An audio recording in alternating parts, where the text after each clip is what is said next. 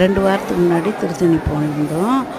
திருத்தணியில் ஒரு இடம் எனக்கு இருந்தது, அதையும் பார்த்துட்டு அப்படியே திருத்தணிக்கு போய்ட்டு வந்தோம்.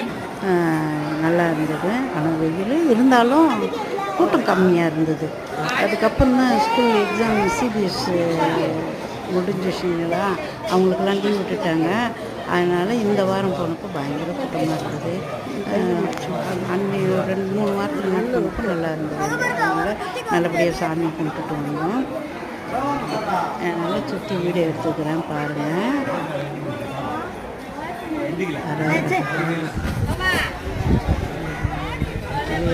முருகனுக்கு அரோகரா, வீரவேல் முருகனுக்கு அரோகரா, திருத்தணி ஆண்டவனுக்கு அரோகரா, மணி மணாளனுக்கு அரோகரா.